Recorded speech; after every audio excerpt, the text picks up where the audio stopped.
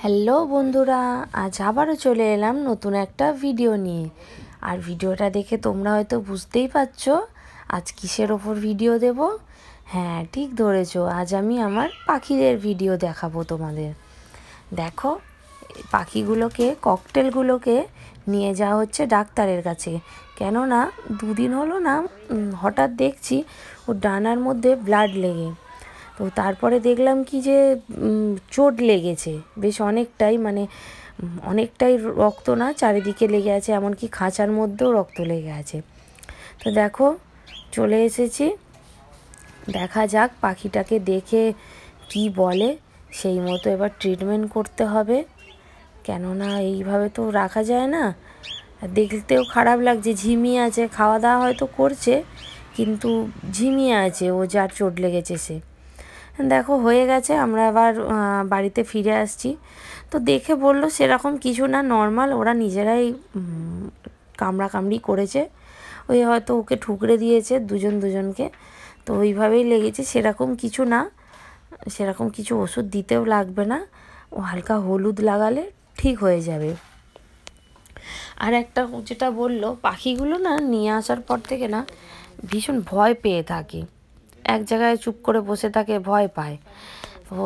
সেটা বললো যে এই খাঁচাটার জন্য হতে পারে, কেননা ওরা তো দোকানে একটা খাঁচার মধ্যে অনেকজন থাকে, এই খাঁচাটা ওদের তুলনায় অনেকটাই বড়, তার জন্য খাঁচাটা চেঞ্জ করে দিতে বলেছে। আর এই যে আমার দুটো লাভ বার্ড আগে থেকেই ছিল, ওই খাঁচাটা ছোট, তো ওদেরকে এখন এই দেখো এ সমানে উড়ে যাচ্ছে, দেখো এরকমই করে, একটু সুযোগ পেলে হয়। আর ককটেল দুটোকে এই ছোট ব্লু খাঁচাটার মধ্যে দিয়ে দেব, আর লাভবার্ড দুটোকে ওই বড় পিঙ্ক খাঁচাটার মধ্যে এখন মাসখানেকের মতো রাখতে হবে। তারপরে ও আস্তে আস্তে জায়গাটা ওদের চেনার মধ্যে হয়ে গেলে তখন আবার চেঞ্জ করে দেব। এই জন্য এদেরকে এদিক থেকে ওদিকে করা হচ্ছে। আর এত ওড়ে না, মানে একদম সুযোগ পেলে হয়, একটু সুযোগ পেলে না সঙ্গে সঙ্গে ওরা চালু করে দেয়। এই মেয়ে পাখিটা অতটা উড়তে পারে না, এই ছেলেটা খুব জোরে ওড়ে।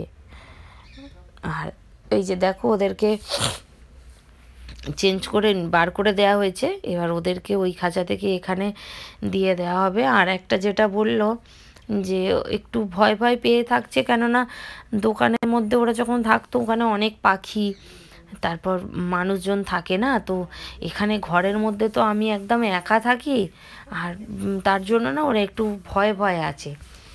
দেখা যাক, দুটো দিন এখন আপাতত ওদের এই ছোট খাঁচাটার মধ্যে মাঝখানে, ও দেখো কোথায় ঠাকুরের সিংহাসনে চলে গেল। উফ, রাখা যাক এই খাঁচার মধ্যে, দেখা যাক কেমন থাকে। ওই একটু দেখো ভয় পেয়েই থাকে সব সময় ওই। আর এই যে নাড়ানাড়ি হচ্ছে না, তো এতে করে আরও বেশ ওর ওই ডানা দিয়ে না আরও বেশি রক্ত বেরোচ্ছে। তো একটু হলুদ লাগিয়ে দেব এখন, একটু হলুদ লাগিয়ে দিয়ে একদম আর এখন নাড়াচাড়া করব না। এই দেখো এখানে চলে এসেছে, ঠাকুরের দর্শন করতে এখানে চলে এসেছে এই লাভ বার্ডটা। এরকমই করে, এর স্থির নেই। আর একভাবে মানে কথা বলেই যায়, চিকচিক চিকচিক করেই যায় একভাবে, ওর কোনো মুখেরও স্থির নেই, ওর হাত পায়েরও স্থির নেই, ও এমনই করে।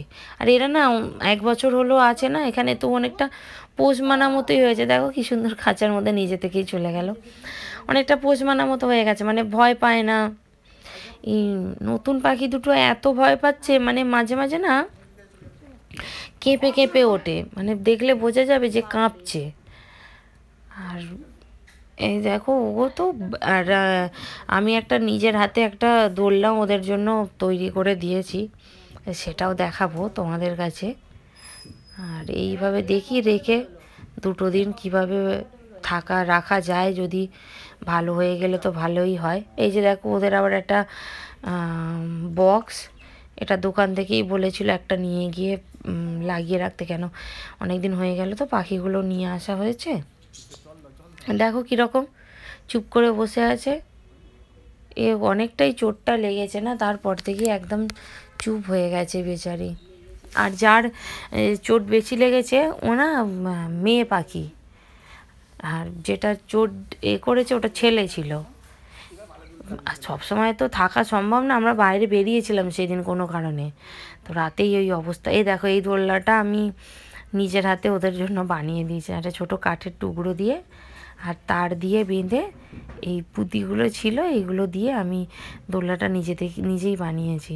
তো ওই ছেলে পাখিটা কিন্তু সবসময় দোলনাতেই বসে থাকে, খুব ভালো লাগে, ও সবসময় দোলনাতেই দোল খায়।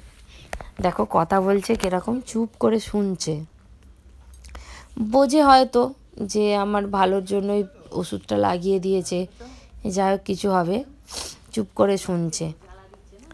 দেখা যাক, এখন 1 মাস এইভাবে রেখে আর একটু হালকা রোদ এলে বাইরে দিতে বলেছে, তো এইভাবে রেখে দেখি কি হয়। চলো ভিডিওটা আর বেশি বাড়াচ্ছি না, এখানেই শেষ করছি, পরে তোমাদের অবশ্যই জানাবো ওরা কেমন আছে। চলো টাটা।